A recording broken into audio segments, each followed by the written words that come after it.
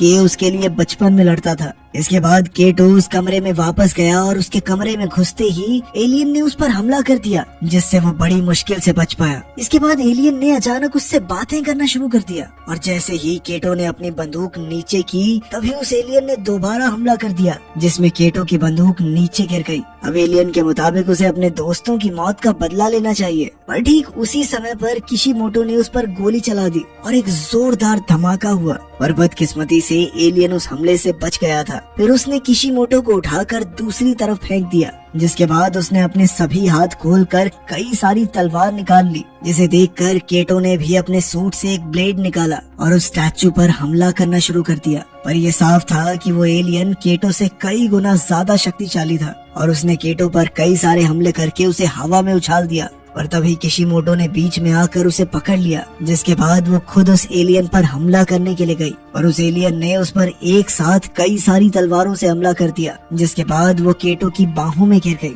साथ ही मरने से पहले उसने केटो को किस करने की कोशिश की, लेकिन इतना करीब आने से पहले ही उसने अपना दम तोड़ दिया। इसके बाद गुस्से से भरे केटो ने भी उस पर हमला करने की कोशिश की, पर एलियन ने उसे भी मारकर हवा में उछाल दिया। अपने दोनों साथियों को ऐसे मरता देख के बहुत ज्यादा गुस्से में आ गया। अब उसने अपने सूट को एक्टिवेट करके उस एलियन से लड़ना शुरू कर दिया और इसी बीच उसकी नजर ऊपर पड़ी एक गन पर गई। जैसे ही वो बंदूक लेकर एलियन पर हमला करने लगा तो एलियन ने अपनी तलवारों से उसे ढक लिया, जिसके बाद उसने एक छोटा सा स्टैचू जमीन पर फेंका, जो देखते ही देखते बहुत बड़ा हो गया। फिर उसने के को पकड़कर जोरदार तालियां मारने की कोशिश की, लेकिन किस्मत से के बच गया। इसके बाद उसने केटो की बंदूक लेकर उस स्टैचू पर एक फायर किया, जिसके चलते उस स्टैचू का एक हाथ उड़ गया। इसके बाद के किसी तरह से उस स्टैचू के मुंह के जरिए उसके अंदर घुस गया। यहाँ पहुँचते ही उसने चारों तरफ गोलियां चलाकर उसे तबाह कर दिया। अपने दुश्मन को खत्म करने के बाद के अपने दोस्त केटो के पास गया,